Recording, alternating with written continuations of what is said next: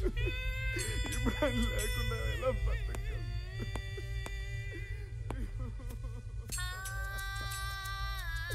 ఎంత ఘోరం జరిగిపోయి ఎవరు చేశారు ఈ పని? కైలాష్ వాడు నోరు మోయించు.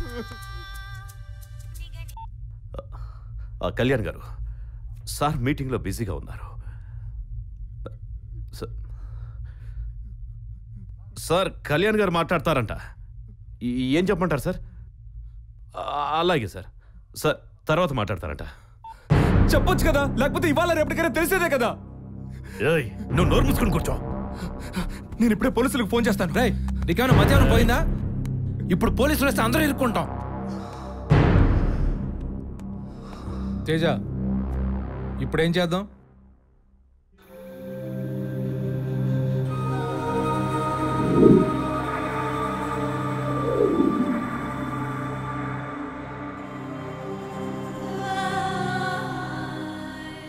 డబ్బే కోల్పోయాం అనుకున్నాం సార్, కానీ మా ధైర్యాన్ని కూడా కోల్పోయాం.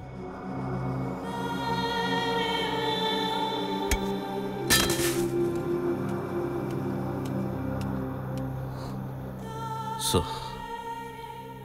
వాడెవడైనా సరే వదలను సార్, వదలను వదలను.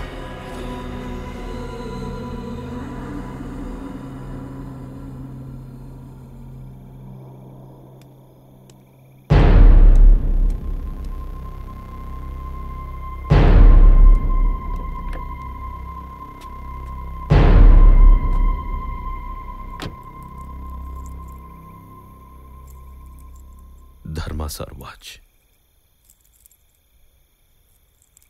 ఇది నీ దగ్గరుంచు.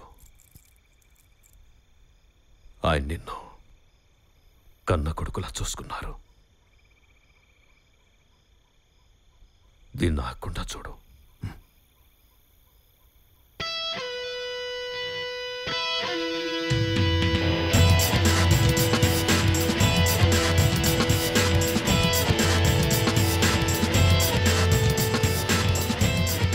హలో సార్, తేజ పంపించారు.